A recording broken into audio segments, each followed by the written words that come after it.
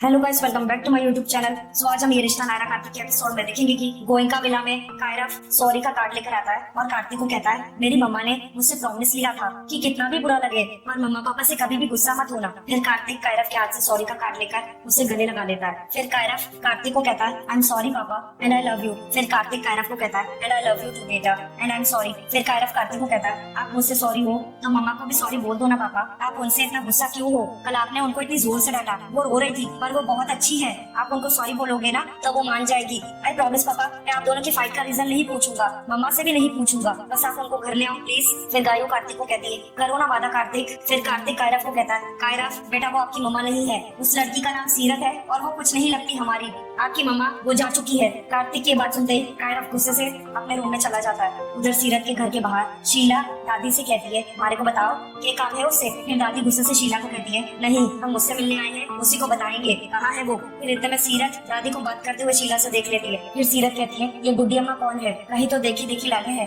फिर इतने में शीला का बेटा दादी के कार से बैग चुरा लेता है। फिर सीरत उस बच्चे को देखकर चिल्लाती है, ओए छटान और छोड़ नहीं तो दूंगी एक खींच के। फिर इतने में शीला का बेटा डर के भाग जाता है। फिर दादी सीरत को देखकर कहती है, ये हमारी नायरा नहीं है। फिर सीरत गुस्से से अपनी माँ को कहती है, दुनिया भर के बाल सीधे करेंगे तू, कभी अपने बाल भी कर ले, नहीं तो बहुत पछताएगी बाद में। फिर सीरत गुस्से से दादी को कहती है, और आप माता जी राम राम समझ रखा है क्या आंटे, जो खुला पर्स खुली गाड़ी में छोड़कर भाग गई। अगर इतने पैसे है ना थारे पास तो बांट दो गरीबों में। फिर शीला सीरत से पूछती है, ए छोरी तू जानती है इनको के वे है थारे से मिलने आई है। फिर सीरत गुस्से से शीला को बताती है, अगर मारे से मिलने आई है ना तो मैं मिल लूंगी, तू निकल यहाँ से। फिर शीला सीरत से पूछती है, बता तो दे जे है कौन, ये कांड किया है तूने जो सवेरे सवेरे गाड़ी लेकर इनको मारे घर आना पड़ा। फिर सीरत गुस्से से शीला को कहती है, हैवी वेट लेना, इनके बगीचे में मार के फेंक दिया मन ने, मारी भी मुक्ति थारी भी मुक्ति, खुश। फिर शीला कहती है, हे खाटू महाराज कितनी गंदी जबान है इस छोरी की, आग लगे थारी जबान को बेशरम। फिर सीरत गुस्से से शीला को कहती है, अभी निकलती है यहाँ से कि थारे को भी गाड़ दूं, चल। फिर इतने में शीला वहाँ से चली जाती है। फिर सीरत दादी से पूछती है, ये बात है माता जी, ये चाहिए अपने मारे से। ओ माता जी आपसे ही पूछ रही हूँ मैं, ये चाहिए आपको मारे से और कहाँ से आई है आप, हम पहले भी मिल चुके हैं क्या कहीं। फिर दादी सीरत को कहती है, हाँ मिले हैं हमारे पोते की एनिवर्सरी पार्टी में। दादी की ये बात सुनते ही सीरत कार्तिक की कड़वी बात को याद करने लगती है। उधर गोयनका विला में कायरव के कमरे में कायरव टॉयज को फेंकते हुए गुस्से से कहता है, मैं इतना गुड बॉय बना, पापा को सॉरी भी बोला, उनसे झगड़ा नहीं किया, फिर भी वो मम्मा को क्यों वापस नहीं ला रहे पापा, क्यों आप उनको वापस क्यों नहीं ला रहे पापा, क्यों। उधर नीचे कार्तिक बिस्किट और दूध लेकर ऊपर कायरव के कमरे में जा रहा होता है। फिर इतने में कायरव खुद से ही कहता है, पापा वापस क्यों नहीं ला रहे पापा, क्यों। फिर इतने में रिया कार्तिक को कहती है, डिफिकल्ट टाइम ना Kartik but this shall too pass, तुम परेशान मत हो, पर आज नहीं तो कल कायरव समझ जाएगा। फिर कार्तिक रिया को कहता है, कायरव समझ जाएगा तो फिर गायू नहीं समझेगी, गायू समझ गई तो दादी नहीं समझेगी, पता नहीं क्या जरूरत थी उन्हें उस लड़की के पास जाने की। फिर रिया कार्तिक को कहती है, अभी वही सोच रही थी, उन्हें वहाँ नहीं जाना चाहिए था। फिर इतने में कार्तिक कायरव के कमरे में आता है रिया के साथ। वो जैसे ही देखता है कायरव की हालत खराब हुई होती है, कायरव चक्कर आके बेहोश होकर गिर जाता है। फिर इतने में कार्तिक भाग कर आता है कायरव के पास और उससे पूछता है, कायरव क्या हो गया बच्चा, क्या हो गया। कायरव मम्मा मम्मा कह रहा होता है। उधर सीरत के घर पर मावड़ी दादी को कहती है, खम्मा गड़ी। फिर मावड़ी सीरत से पूछती है फुसफुसाते हुए, जे क्यों आई है अठे। फिर मावड़ी दादी को कहती है, बैठिए ना बैठिए ना। फिर सीरत दादी को कहती है, देखो माता जी आपसे हमारा कोई पर्सनल प्रॉब्लम तो है ना, पर कल क्या कोई कमी रह गई थी हमारी बेइज्जती करने में जो आज आप हमारे घर तक आ गई है। फिर दादी सीरत को कहती है, हम बेइज्जती नहीं तुमसे बात करने आए हैं, एक ऑफर लाए हैं जो तुम ठुकरा नहीं पाओगी। फिर सीरत कहती है, ऑफर। फिर दादी सर हिलाकर हाँ में जवाब देती है। दादी पर्स में से ढेर सारी नोट की गड्डी निकालती है और टेबल पर रख देती है। फिर सीरत गुस्से से दादी को कहती है, कल जो बातें सुनाई आपके पोते ने हमारे को, जे उसकी माफी है या आप आज जो हमारे को बताने वाली है उसका एडवांस। फिर दादी सीरत को कहती है, यह एडवांस ही है लेकिन काम का, जैसे जैसे काम होता जाएगा वैसे और मिलेंगे। फिर सीरत दादी से कहती है, काम और काम के है क्योंकि हमारे को तो बॉक्सिंग के अलावा। फिर दादी सीरत को कहती है, नाम तुम्हारा सीरत है लेकिन ये कीमत तुम्हारी सूरत की है, तुम्हारा चेहरा हमारी नायरा से मिलता है हूबहू, इसलिए हम चाहते हैं कि तुम हमारे घर में आके रहो, हमारे कायरव के साथ उसकी गवर्नेंस बन के हमारे कायरव की देखभाल करो, बहुत अच्छे पैसे मिलेंगे, तुमने सोचा भी नहीं होगा इतने, तुम्हारी पढ़ाई में, तुम्हारी बॉक्सिंग में, तुम्हारी शादी में, जहाँ चाहो वहाँ मदद करेंगे, भगवान का दिया हुआ हमारे पास बहुत। फिर सीरत गुस्से से दादी को कहती है,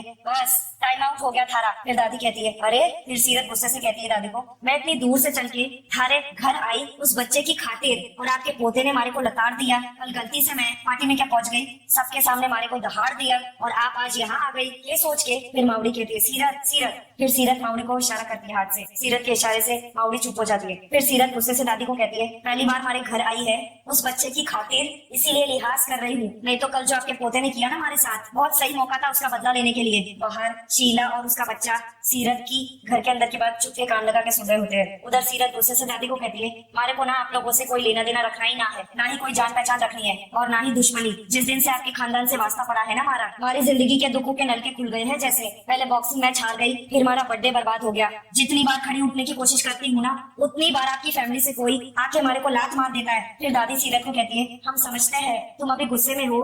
फिर सीरत गुस्से से दादी को कहती है, ना गुस्से में ना हूँ मैं, तभी तो ऐसे मुंह से बात कर रही हूँ, वरना गुस्से में होती तो हाथ पैर ज्यादा चलते हैं हमारे। वो तो अच्छा है आप हमारे घर आई है, वरना आपका पोता आया होता ना कहीं तो पहले ही राउंड में नॉकआउट कर दिया होता मन ने उसने। फिर दादी सीरत को कहती है, कार्तिक की जगह और कोई होता तो वो भी यही करता। फिर सीरत गुस्से से दादी को कहती है, और हमारी जगह भी अगर कोई और होता ना तो वो भी वही करता जो मैं अब कर रही हूँ। वो बाहर आपकी गाड़ी दिख रही है हमारे को, है ना? तो जाइए अपनी गाड़ी में बैठिए, शीशा चढ़ाइए और जिस रास्ते आई है ना उसी रास्ते वापस निकल जाइए। किसी गलत पते पर आ गई है आप माता जी। फिर सीरत दादी के पैसे उठाकर कहती है, यहाँ ना तो कोई भिखारी है और ना ही बिकाऊ। इतना बोल के सीरत दादी के हाथ में पैसे थमा देती है। फिर दादी सीरत को कहती है, पर हम हमेशा के लिए थोड़ी ना खरीदने आए हैं तुम्हें। फिर सीरत दादी को कहती है, हाँ भाड़े पे लेने आई है ना, नहीं जाना हमारे को आपके साथ, नहीं बनना किसी का भी नौकर, नहीं करना किसी के लिए काम और नहीं बनना किसी की नकली मम्मा। फिर दादी सीरत को कहती है, वो तो हम भी नहीं कह रहे हैं, हम तो बस। फिर सीरत गुस्से से दादी को कहती है, बात समझना आ रही है आपके माता जी, पैसे से ना हर चीज ना खरीदी जा सकती। हमारी भी लाइफ है, सपने हैं, हमारा घर है, हमारी मावड़ी है। आप क्या चाहती है मैं अपनी मावड़ी को छोड़ के आपके साथ चल लूं, वो भी उस बच्चे की आया बन के? क्यों, ऐसी क्या पड़ी है हमारे को? फिर दादी सीरत को कहती है, देखो लड़की। फिर सीरत गुस्से से दादी को कहती है, सीरत नाम है हमारा, अभी बताया ना मन ने आपको, और बार बार ना एक ही ओपोनेंट के साथ मैच खेलने का शौक ना है हमारे को, इसीलिए आखिरी बार बता रही हूँ, आप जो सोच कर आई है ना वो ना हो सके है। आप जाइए, ना तो अपना टाइम वेस्ट कीजिए और ना ही हमारा। फिर दादी सीरत को कहती है, अगर कीमत कम लग रही हो तो बढ़ा देंगे, बता दो। फिर मावड़ी गुस्से से दादी को कहती है, हमारी छोरी ने और परेशान मत करो बहन जी, कल भी बहुत रुलाया आपने उसे, आप अच्छे घर से लगे हो, समझदार लगो हो, जरा सोचो ना, हमारी बिन बियाई छोरी आपके घर में रहेगी, वो भी एक बच्चे की माँ बन के। समाज की कहवेगा, खाटू महाराज ने चाहा तो आपका बच्चा ऐसे ही समझ जाएगा बिना हमारी छोरी के। फिर तो आप कोई और तरीका ढूंढना, हमारी लाडो तो ना जावेगी अपने ब्याह से पहले हमारे को छोड़ के। उधर शीला बाहर कहती है, कुछ सुनाई नहीं दे रहा अंदर का बाहर, चल के रहा है, पहले वो अमीर छोरा आया, अब जे रईस औरत आई है इससे मिलने, चक्कर क्या है, चल। फिर सीरत दादी को कहती है, आपने जो कहा